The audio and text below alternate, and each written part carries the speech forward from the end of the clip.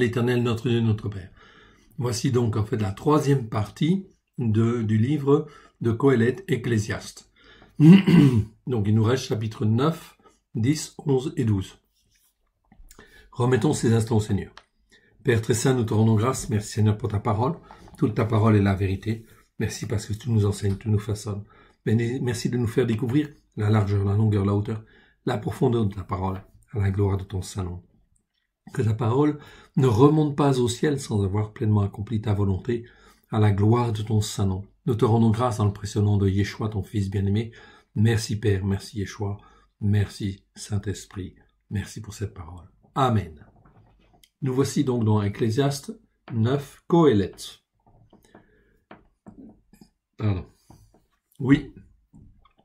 J'ai appliqué mon cœur à tout cela. J'ai fait de tout cela l'objet de mon examen.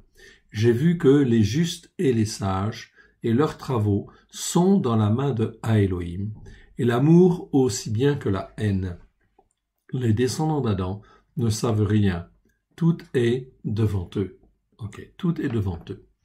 Mais ici, on voit bien toujours en fait l'expression à Elohim. Non pas Elohim tout court, à Elohim.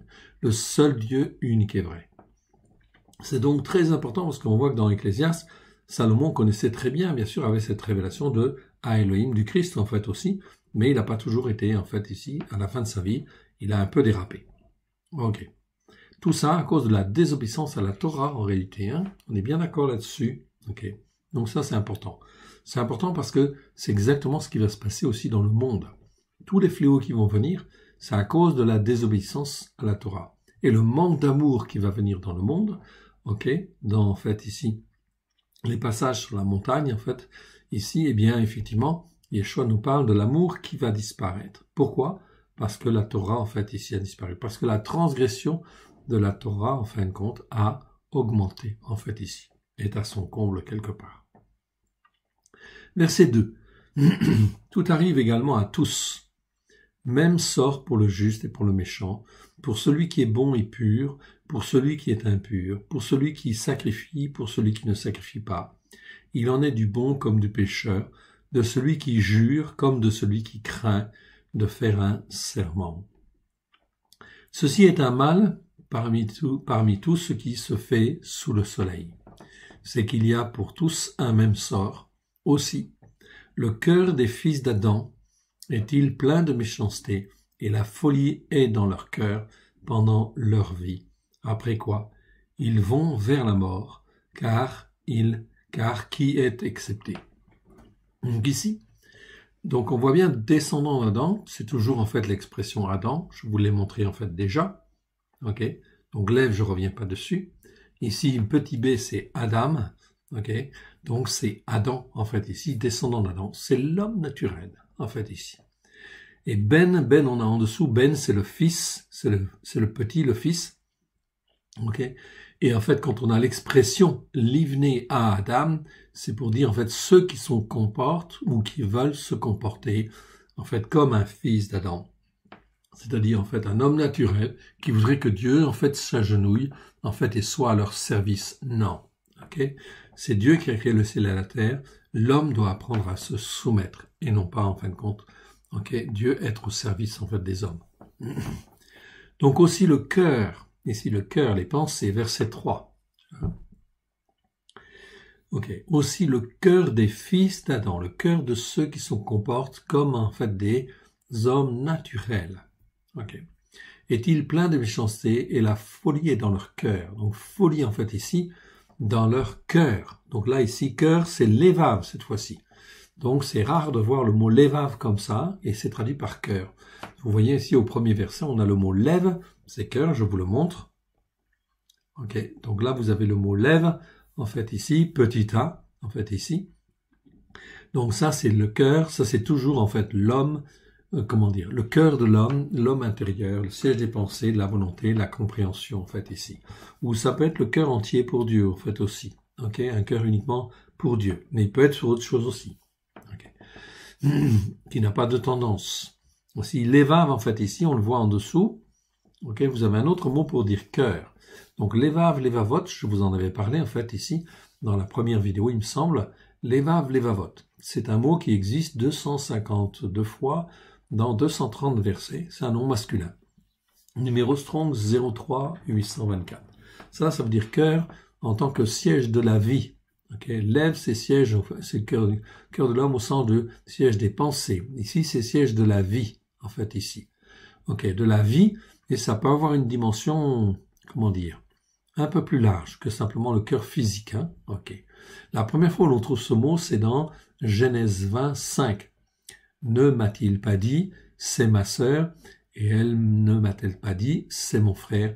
J'ai agi avec un cœur pur et avec des mains innocentes. Donc ici, Abimelech, il a un cœur, bien sûr, c'est un levav. En fait, ici, on va pas dire lève, on va dire levav. Pourquoi? Parce que levav, il y a deux vav devant, deux bêtes, et effectivement, ça veut dire que c'est un cœur avec deux tendances, en fait aussi quelque part. Alors, le bien et le mal, tout ça, etc. Enfin, toutes ces choses-là existent dans le lève aussi, mais en fait, ici, c'est là que se trouve la première conscience, ici, on va dire, si on peut dire ça. Donc, cœur, levav ici, pur, avec des mains innocentes. Donc, il agit d'une manière sincère. Ok, bon. Il dit, c'est ma sœur, donc, en fait, il peut, en fait, compte avoir des relations avec elle. Ok, Dieu répond donc, Genèse 26, Dieu lui dit en songe, je sais que tu as agi avec un cœur pur. Donc là, il va dire, en fait, ça va aussi être levav, en fait, en hébreu. Ok, mais c'est un cœur qui n'est pas entier pour Dieu, on est bien d'accord, ok, parce qu'il ne suit pas la Torah. C'est Abimelech, c'est quelqu'un des nations. Aussi t'ai-je empêché de pécher contre moi, donc Dieu voit, en fait, l'attitude de cœur. C'est pourquoi je n'ai pas permis que tu la touches. Ou encore dans 2 Samuel 18, 14, où il est écrit, il a pris 3 javelots et les enfonça dans le cœur d'Absalom. Okay, donc là, c'est le cœur physique. Okay, donc c'est levav, bien évidemment. Psaume 15, 2, celui qui marche dans l'intégrité, qui pratique la justice et qui dit la vérité selon son cœur, ici levav. Okay, donc là, c'est un cœur qui n'est pas encore forcément travaillé en fait comme il faut. Mais c'est pas en fait au sens pensé, en fait ici. Mais ce mot levav, okay, comme le mot lève, est toujours traduit par cœur dans nos Bibles, ce qui fait qu'en fait ici, ça nous pose effectivement des problèmes d'interprétation dans certains versets. Psaume 20, versets 4 à 5, qu'il te donne ce que ton cœur désire. Okay? Donc ton cœur ici, c'est levav, c'est ce qu'il y a dans ton cœur. Donc ici, c'est un cœur, en fait, ce que tu as dans le cœur. En fait, ici, tu as envie de ceci, tu as envie de cela. C'est pas cœur au niveau des pensées forcément, hein, d'accord? Et qu'il accomplisse tous tes desseins. Psaume 24, 4, celui qui a les mains innocentes et le cœur pur, ici, donc ici c'est levav, donc le cœur a deux tendances, on va dire aussi, celui qui ne livre pas son âme au mensonge, qui ne jure pas pour tromper. Psaume 111, verset 1, louez l'Éternel, je louerai l'Éternel de tout mon cœur, ok, de tout mon cœur, levav en fait ici, dans la réunion des hommes droits et dans l'assemblée. Psaume 119, verset 7, je te louerai dans la droiture de mon cœur, levav, en apprenant les lois de ta justice. Sonde-moi, donc 139, 23, sonde-moi, ô Dieu, connais mon cœur, éprouve-moi et connais mes pensées. Donc ici, quand on dit connais mon cœur, ça c'est l'affectif en fait ici, c'est pas seulement les pensées, en fait les pensées s'élèvent, en fait levav c'est plutôt le cœur, l'affectif en fait ici. Donc ici, la Bible distingue cet aspect-là, le côté affectif et le côté physique, et en fait ici, le côté, en fait ici, intellectuel, pensé, en fait ici. C'est pour ça qu'on devrait traduire certainement l'autre plutôt par cœur spirituel, ou cœur intérieur, ou cœur... Bon, enfin, en français, on n'a pas toujours forcément le mot. Sonde-moi, ô Dieu, et connais mon cœur, éprouve-moi et connais mes pensées. Donc ce cœur-là doit être émondé, bien évidemment. Okay, et tout ce qui est charnel, en fait, ici, doit être vraiment crucifié à la croix. Voilà pourquoi on parlera toujours, en fait, de levav, en fait, ici, pour tout ce qui est affectif, bien évidemment, et physique. Ok, on devrait mieux s'en sortir comme ça. Ok. Verset 2. Tout arrive également à tous, même sort pour le juste et pour le méchant, pour celui qui est bon et pur, pour celui qui est impur, pour celui qui sacrifie et pour celui qui ne sacrifie pas. Il en est du bon comme du pécheur, de celui qui jure comme de celui qui craint de faire un serment. Ceci est un mal parmi tout ce qui se fait sous le soleil, c'est qu'il y a pour tous un même sort.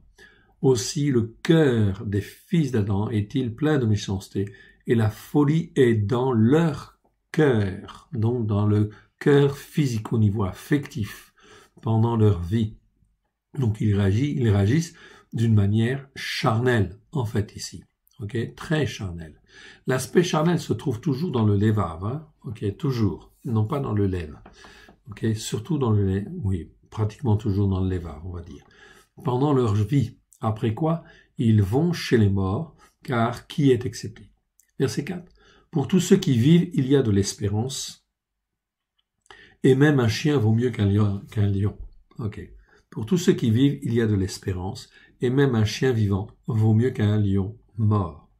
Les vivants, en effet, savent qu'ils mourront, mais les morts ne savent rien. Il n'y a pour eux plus de salaire, puisque leur mémoire est oubliée. Et leur amour, leur haine et leur envie ont déjà péri. Ils n'auront plus besoin, plus jamais aucune part, à tout ce qui se fait sous le soleil. Verset 7. Va, mange avec joie ton pain et bois avec cœur. Donc toujours, en fait, ici, cœur, pensée. En fait, ici, ok, le cœur intérieur, ici, ton vin, car dès longtemps, et à Elohim prend plaisir à ce que tu fais. Oui, à Elohim prend plaisir, ça c'est important. À Elohim prend plaisir à toi, ok, à ce que tu fais, et en fait, compte ce qu'il veut, c'est te sortir en fait du mauvais pas. Verset 8. Qu'en tout temps tes vêtements soient blancs, et que l'huile ne manque pas sur ta tête. Alors, les vêtements blancs, c'est quoi? Ben, c'est les œuvres, tout simplement, que Dieu a préparées d'avance. Donc, faire les œuvres de Dieu, ça veut dire, en fin de compte, aussi se couvrir de vêtements blancs. Et que l'huile ne manque point sur ta tête, c'est-à-dire que l'onction du Seigneur ne manque pas sur ta tête. Jouis de la vie avec la femme que tu aimes pendant tous les jours de ta vie de vanité, et que Dieu t'a donné sous le soleil pendant tous les jours de vanité, car c'est ta part dans la vie, au milieu de la peine que tu as sous le soleil. Donc voilà, ça c'est important, en fait ici, c'est de se réjouir avec son épouse, l'épouse que l'Éternel nous a donnée, oui bien sûr. Donc un temps pour tout, il y a un temps pour travailler, et un temps pour se réjouir, bien sûr. Tout ce que ta main trouve à faire, verset 10, à faire avec ta force, fais-le, car il n'y a ni œuvre, ni pensée, ni connaissance, ni sagesse dans le séjour des morts où tu vas, en fait, ici. Donc ça, c'est le conseil, ici, de Qohélet. J'ai encore vu sous le soleil que la course n'est point aux agiles, ni la guerre aux vaillants, ni le pain aux sages, ni la richesse à ceux qui sont intelligents, ni la faveur aux savants, car tout dépend pour eux du temps et des circonstances. Le descendant d'Adam ne connaît pas non plus son heure. Pareil aux poissons qui sont pris au filet fatal, aux oiseaux qui sont pris au piège, comme eux, les fils d'Adam, sont enlacés. Donc ici, c'est bien fils, on ne peut pas dire descendant d'Adam comme là c'est que le mot Adam, donc c'est les descendants d'Adam. Et ici, c'est les fils des descendants d'Adam, on va dire, ou d'Adam, tout simplement, on comprend. Donc les fils, ceux qui restent dans l'héritage d'Adam, naturel, sont enlacés au temps du malheur, lorsqu'ils tombent sur eux tout à coup. J'ai aussi vu sous le soleil ce trait d'une sagesse qui m'a paru grande. Il y avait une grande ville avec peu d'hommes mortels. Ah! Car, en fait ici, nous avons en fait ici K. Donc K, c'est Enoch. Enoch Anashim, on le voit en fait en dessous, on l'a déjà vu. Un autre mot pour dire qui est traduit par homme, la plupart du temps dans nos Bibles. Okay, 563, 529 sur 529 versets. Numéro Strong 0582. Ça, Enoch Anashim, c'est l'homme vulgaire, c'est l'homme mortel, l'homme méchant. Genre, personne, individu, habitant, en fait ici. Ok, c'est l'homme qu'on connaît pas, c'est l'homme mortel en fait ici, tout simplement. Ok, donc lui en fait n'est pas spirituel en fait ici, bien sûr. Dans une petite ville avec peu d'hommes mortels dans son sein, donc ils ne sont pas en fait ouverts spirituellement ces hommes-là. Ok, donc ce sont des êtres humains, bien évidemment, dans son sein. Un roi puissant marcha sur elle, l'investit et éleva contre elle de grands forts. il y avait un homme pauvre et sage. Donc ici, en fait, homme, c'est le mot homme, et ici, en fait, c'est le mot ish. Donc ici, vous le voyez en bas, ish, homme créé à l'image de Dieu pour être attaché à lui dans son ombre. Donc ici, il y avait un homme qui, lui, était spirituel. Celui-là était spirituel. Verset 15. Et s'il s'y trouvait un homme pauvre et sage. Ici, c'est un ish. Donc, c'est un homme pauvre et sage. Donc, il est instruit, en fait, il connaît Dieu et en fait, il a une certaine sagesse. Okay. Un homme, en fait, ici, pauvre et sage, qui sauva la ville par sa sagesse. La sagesse que Dieu lui a donnée, Rorma, et aucun descendant d'Adam, en fait, il ne s'est souvenu de cet homme pauvre. Donc, le descendant d'Adam qui habite, en fait, le village, en fait, ici, ok, eh bien, en fin de compte, aucun descendant d'Adam, même ailleurs, ne se sont souvenus, en fin de compte, de lui, de cet homme, en fait. Pourquoi? Parce qu'il était pauvre. Le descendant d'Adam, en fait, lui, ne voit pas. Il réagit en fonction simplement de ce qu'il voit à l'instant même, mais ce qui se passera demain ou ce qui s'est passé hier, il a oublié, en fait, ici, quelque part. Ok? Il n'a pas de mémoire. Donc, ne s'est souvenu de cet homme pauvre, de cet ish, en fait, ici, qui était instruit, en fait, ici. Donc, le descendant d'Adam, il est, en fin de compte, lui, destiné, en fait, ici, ok, comment dire, normalement, il est destiné à venir vers Dieu, mais en fait, peut-être il ne vient pas, et la plupart du temps, il ne vient pas, ok. Mais ce que Dieu veut, c'est sauver de la condition dans laquelle on est. Donc, il ne faut pas rester dans la condition d'homme naturel, ça, c'est clair. Verset 16. J'ai dit la sagesse vaut mieux que la force. Cependant, la sagesse du pauvre est méprisée, et ses paroles ne sont pas écoutées. Ok, c'est un constat. Les paroles des sages, dites avec tranquillité, en fait ici, sont plus écoutées que les cris de celui qui domine parmi les insensés. Donc, ce sont des paroles de sagesse, en fait, qui nous sont données, en fait, ici. La sagesse vaut mieux que les instruments de guerre, mais un seul pécheur détruit beaucoup de biens, en fait, ici. Donc voilà, maintenant allons au chapitre 10 de Qoheleth. Ici. Qoheleth chapitre 10. Les mouches mortes infectent et font fermenter l'huile du parfumeur. Un peu de folie, ça c'est effectivement bon, un constat. Okay, donc l'huile du parfumeur sont des essences pures, en fait ici, et quand il y a une mouche qui est morte là-dedans, eh ben, ça crée en fin de compte de la pollution.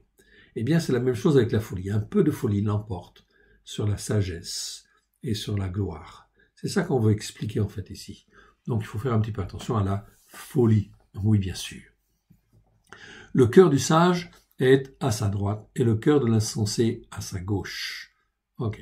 Donc on creusera en fait par la suite cette notion de droite et de gauche qui est en fait ici importante. Le cœur, la pensée du sage, ok, ou ce qu'il a dans son fort intérieur, ok, est à sa droite et le cœur de l'insensé à sa gauche. Quand l'insensé marche dans une voie, le cœur lui manque. Dans une voie, en fait, dans nos Bibles, c'est traduit par chemin, mais c'est le mot derer, donc je préfère quand même le mot voie ici. Le cœur lui manque, et il dit à chacun, voilà un insensé. Si l'esprit de celui qui domine s'élève contre toi, ne quitte point ta place, car le calme prévient de grands dangers. Il est un mal que j'ai vu sous le soleil, comme une erreur provenant de celui qui gouverne. La folie occupe des postes très élevés, et des riches sont assis dans l'abaissement. J'ai vu des esclaves sur des chevaux, et des princes marchant sur terre, comme des esclaves. Celui qui creuse une fosse y tombera, et celui qui renverse une muraille sera mordu par un serpent. Celui qui remue des pierres en sera blessé, et celui qui fend du bois en éprouvera du danger. S'il a émoussé le fer et s'il n'en a pas aiguisé le tranchant, il devra redoubler de force, mais la sagesse a l'avantage sur le succès, en fait, ici. Donc, d'où l'intérêt, bien sûr, de rechercher la sagesse, bien sûr, la crainte et la sagesse, en fait, bon de Dieu. Ok, bien évidemment. Si le serpent mord, faute d'enchantement, il n'y a point d'avantage pour l'enchanteur. Pourquoi? Parce qu'il ne pourra pas se faire payer pour ça. Les paroles de la bouche du sage sont pleines de grâce, mais les lèvres de l'insensé causent sa perte. Le commencement des paroles de sa bouche est folie, et la fin de son discours est une méchante folie. Voilà pourquoi il ne faut pas écouter l'insensé, bien sûr. L'insensé, c'est celui qui n'a pas de sens, c'est celui qui ne veut pas écouter Dieu, ou en fait écouter la parole de Dieu. Il parle, mais il est un insensé, en fait aussi, quelque part. En fait aussi. Le commencement des paroles de sa bouche est folie et la fin de son discours est une méchante folie. Verset 14. L'insensé multiplie les paroles, le descendant d'Adam ne sait point ce qui arrivera et qui lui dira ce qui sera après lui.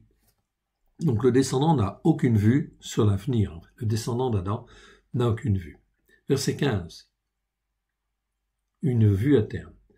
La peine, c'est-à-dire le travail, la peine de l'insensé le fatigue, parce qu'il ne sait pas aller à la ville. Okay. Malheur à toi, pays dont le roi est un enfant et dont les princes mangent dès le matin. C'est-à-dire mangent beaucoup, c'est-à-dire s'engouffrent en fait ici de nourriture ou de boisson. Verset 17. Heureux toi, pays dont le roi est de race illustre et dont les princes mangent au temps convenable pour soutenir leur force et non pour se livrer à la boisson. Donc on comprend très bien. Quand les mains sont paresseuses, la charpente s'affaisse, et quand les mains sont lâches, la maison a des gouttières. On fait des repas pour se divertir, le vin rend la vie joyeuse, et l'argent répond à tout.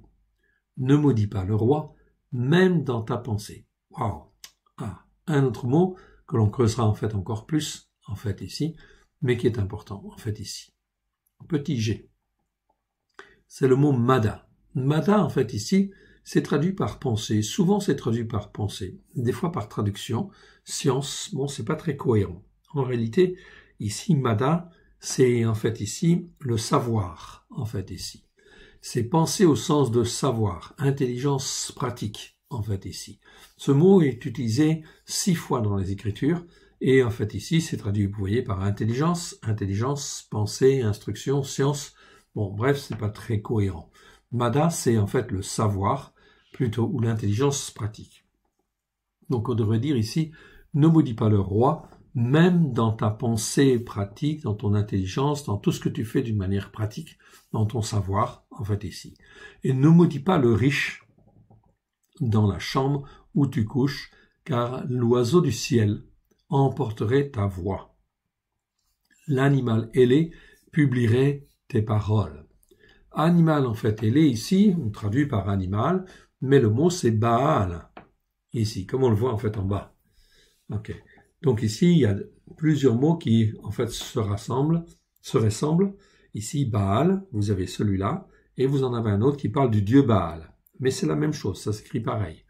Ici, Baal, Baalim, ça existe 82 fois dans 78 versets. Ça parle, en fait, de celui qui est possesseur de quelque chose. C'est le mari, c'est le seigneur, c'est le maître, c'est le chef, c'est l'habitant. Ok, c'est le faiseur de songes en fait aussi, le pasteur qui domine, etc. Ok, les dieux étrangers. Ici, en fin de compte, on voit un mari en fait aussi. Oui, c'est un Baal, mais c'est un mari en fait qui possède, qui domine, qui est en fait vraiment un chef dominateur quelque part. C'est un Baal en fait ici. Ok, c'est pas ce que Dieu veut en fin de compte. Dieu veut pas qu'on soit des maris qui soient comme des Baals. Non. La société fait en fait des Baals, oui, des hommes qui sont des Baals, ok, des maris dominateurs, ok, etc. Tout ça, c'est dans la culture en fait même, ok, mais c'est pas ça en fin de compte que Dieu veut. Dieu veut qu'on soit un mari comme Christ en fait ici, et en fait ici l'époux de l'épouse. Et ça, c'est pas un Baal en réalité. Donc il y a une différence de comportement, d'être et de formation dans le cœur à l'intérieur qui est fondamentale et qui fait la différence. Ok. Donc ici, on te parle d'un Baal, en fait ici, qui est ailé, qui publierait en fait tes paroles. En fait ici, Baal, c'est Satan en fait aussi. Ok, donc l'animal ailé, c'est la puissance de Satan, en fait ici, les anges en fin de compte de Satan, qui sont là, en fait, anges de Satan. On aurait pu même en fait mettre ange de Satan, publierait tes paroles devant Dieu pour t'accuser. Souvenez-vous, en fait, ici, dans Job, Satan, en fait, se réunit devant l'Éternel pour accuser les frères. Donc ici, il y a certainement, en fait, une relation à creuser, en fait, ici. Je ne donnerai pas la réponse aujourd'hui, mais en tout cas, ici, il y a bien, en fait, un élément à rechercher d'une manière complémentaire. On continue avec le chapitre 11. Chapitre 11, en fait, ici. Jette ton pain sur la face des eaux, car avec le temps, tu le retrouveras. Donne-en une part à 7 et même à 8, car tu ne sais pas quel malheur peut arriver sur la terre. Quand les nuages sont pleins de pluie, ils la répandent sur la terre, et si un arbre tombe au midi ou au nord, il reste à la place où il est tombé. Ok, c'est du bon sens en fait ici, mais ça veut nous dire certaines choses. Celui qui observe le vent ne sèmera point, et celui qui regarde les nuages ne moissonnera point. Okay. Donc ici, on est en train de te dire quoi? On est en train de dire de choses qui, en fait, restent là où elles sont. Lorsqu'un arbre tombe, il reste là où il est. Okay. Lorsqu'en fait les nuages sont pleins, il donne de la pluie. Okay. Et si on observe le vent, ça veut dire qu'on ne sème pas. Okay. Et puis, en fin de compte, si on regarde les nuages, eh bien ici, en fait, qui regarde les nuages ne moissonnera point. Ok.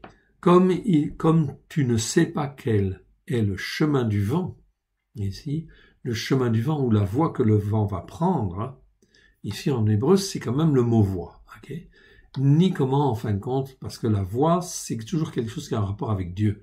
Donc en fait, le vent, s'il souffle d'une certaine manière, c'est parce que Dieu le fait en fait aller par, en fait ici, cette voie-là, en fait ici quelque part. Bon, enfin disons qu'ici c'est le mot d'Hérer quand même. Ni comment se forment les os dans le ventre de la femme enceinte, tu ne connais pas non plus l'œuvre de Elohim, qui fait quoi? Qui fait tout. On en revient à Elohim ici, le seul Dieu unique et vrai, qui est le maître de toutes choses. Voilà pourquoi nous ne pouvons rien savoir. Nous pouvons essayer de prier, nous pouvons avoir en fait des choses, des informations, bien sûr, sur certaines choses, quand Elohim veut nous le donner, dans sa grande bonté, dans sa miséricorde. Mais en réalité, Elohim gouverne tout, en fait, ici. Il fait tout. Voilà pourquoi il ne peut pas te dire tout, parce que ce serait en fait trop compliqué. Et en fait, tu n'aurais pas la capacité de comprendre, et la capacité de réfléchir par rapport à tout ça. Verset 6. Dès le matin, sème ta semence. Au contraire, le Seigneur dit, le jour se lève, ok, alors fais ton travail. Ton travail de quoi? De semeur. Ta semence et le soir, ne laisse pas reposer ta main, car tu ne sais point ce qui réussira, ceci ou cela, ou si l'un ou l'autre sont également bons. Okay? Ça, c'est extrêmement important. Aujourd'hui, nous sommes à la fête de Sukkot, fête des Tabernacles. Eh bien, effectivement, c'est extrêmement important que tu sèmes. Et que tu sèmes quoi? Eh bien, que tu sèmes la parole de Dieu comme Dieu le veut. Okay? En disant, ta Torah est la vérité. Bien sûr, faites le Shabbat, toutes les fêtes de l'Éternel, tout cela, en fait, c'est la vérité. Semez, semez, semez. N'essayez pas de convaincre, mais semez, en fait, tout simplement. Le jardinier ou le cultivateur, qu'est-ce qu'il fait en fin de compte? Eh bien, il sème, en fait, ici. Et il va arroser, en fait, ensuite, etc. Mais qui va faire mûrir le grain? C'est Dieu. Qui va faire pousser, en fait, ici, comme quelque chose qui va sortir du grain? C'est Dieu. En fait, ici. D'accord? Et tu ne sais pas, en fin de compte, quel grain va pousser, ou en fait, où ça va pousser. Alors, sème quelque part, en fait, ici. Verset 7. La lumière est douce et il est agréable aux yeux de voir le soleil, sûrement. Si donc un descendant d'Adam vit beaucoup d'années, qu'il se réjouisse pendant toutes ces années, et qu'il pense aux jours de ténèbres qui seront nombreux, tout ce qui arrivera est vanité. Verset 9. Jeune homme, réjouis-toi dans ta jeunesse. Livre ton cœur à la joie, en fait, ici. Pendant les jours de ta jeunesse, tu peux faire. C'est vrai. Mais ne fais pas n'importe quoi. Un peu de joie, un temps pour tout. Le temps de la joie, c'est une chose, mais il y a des temps pour autre chose, en fait, aussi, pour s'instruire, se façonner. Livre ton cœur à la joie pendant les jours de ta jeunesse. Marche dans les voies de ton cœur. Selon tes pensées. Et selon les regards de tes yeux.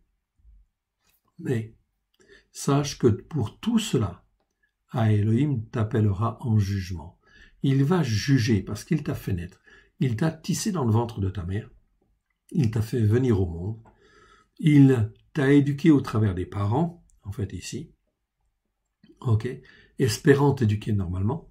Mais effectivement, en fait aussi, Dieu a toujours eu un œil sur toi. Parce qu'en fin de compte, à partir du moment où, en fin de compte, il t'a donné la vie, ça veut dire qu'il tient à toi, en fait, ici. D'accord? Et il tient à toi, il a créé tous les descendants d'Adam, droit. Et effectivement, pour qu'ils puissent être élevés dans le lieu saint, en fait, ici, un lieu de sainteté à la gloire de son saint nom. Non pas pour faire n'importe quoi, à droite et à gauche. Un peu de bon sens, réfléchis, reviens ou viens vers l'éternel Dieu, le seul Dieu unique et vrai, à Elohim.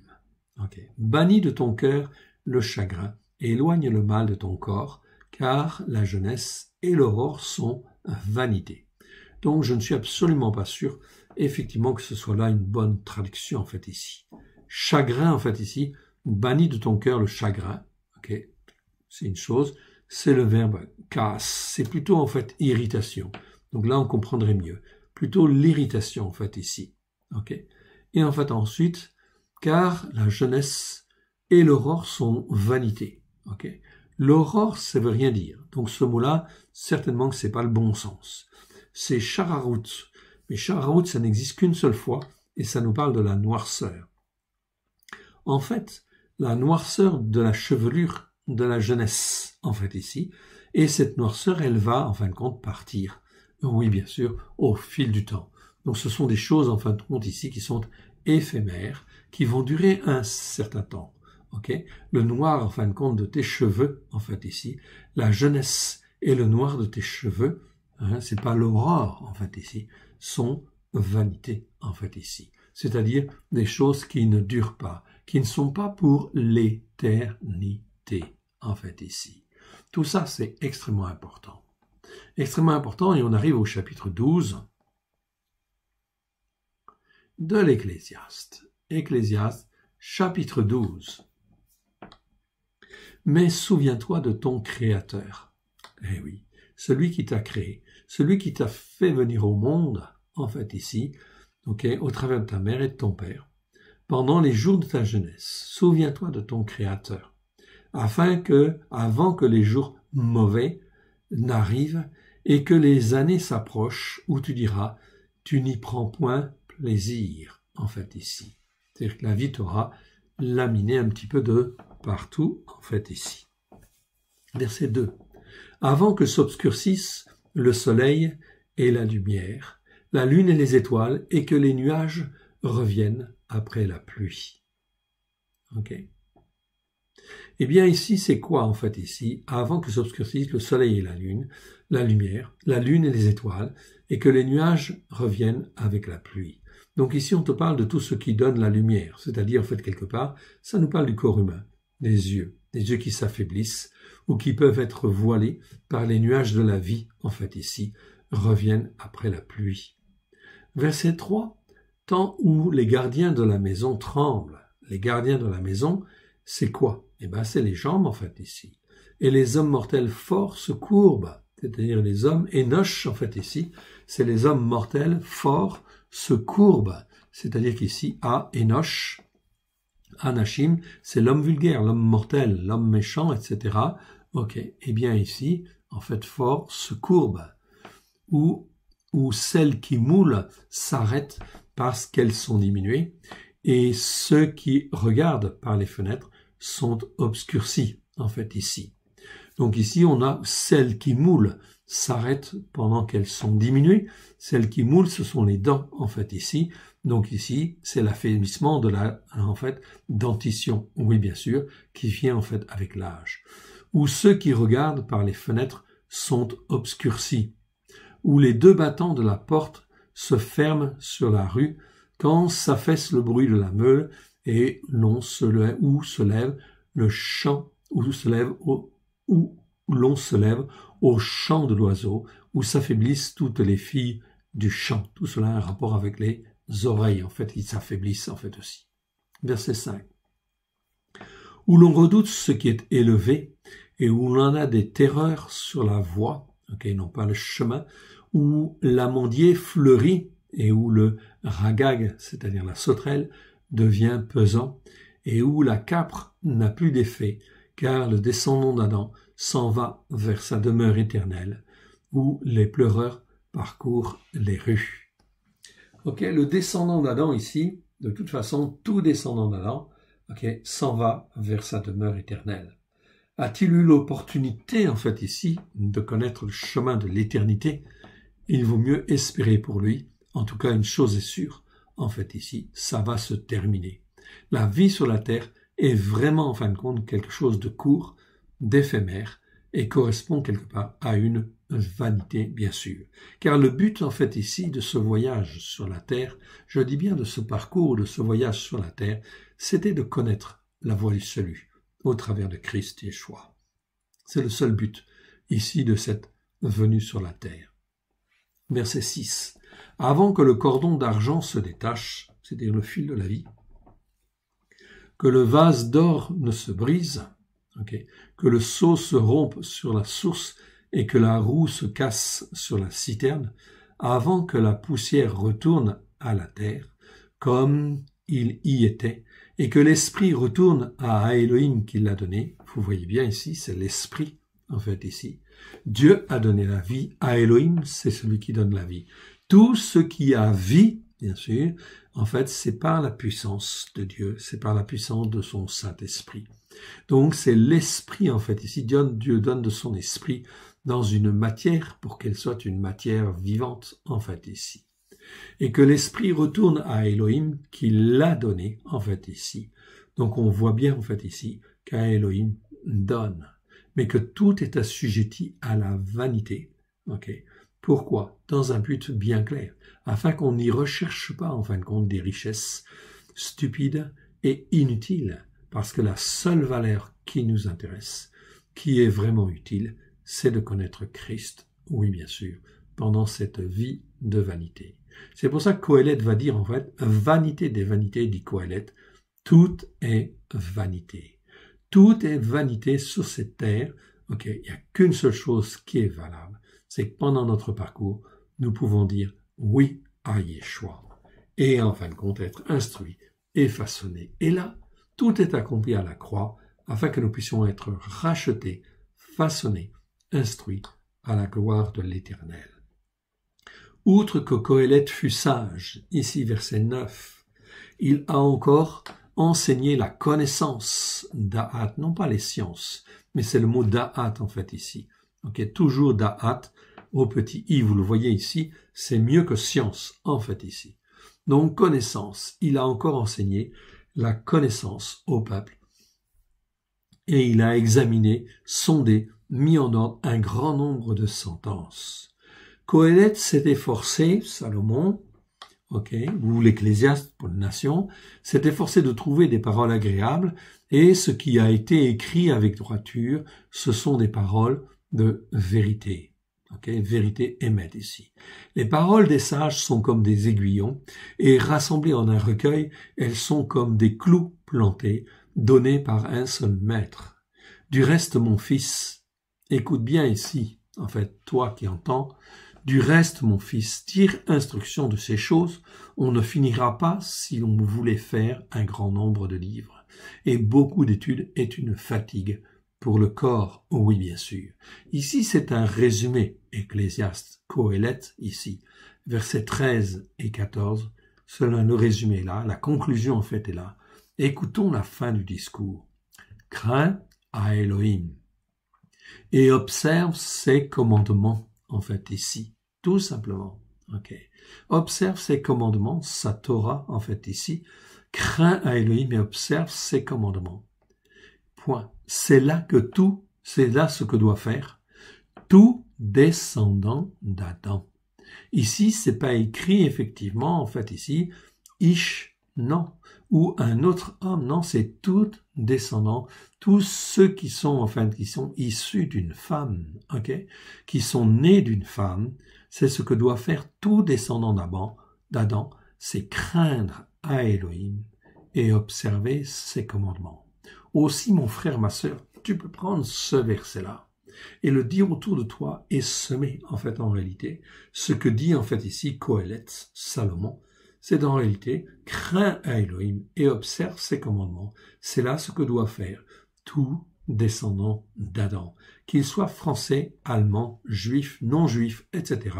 Tout descendant d'Adam. Verset 14. Car à Elohim amènera toute œuvre en jugement au sujet de tout ce qui est caché, soit bien, soit mal.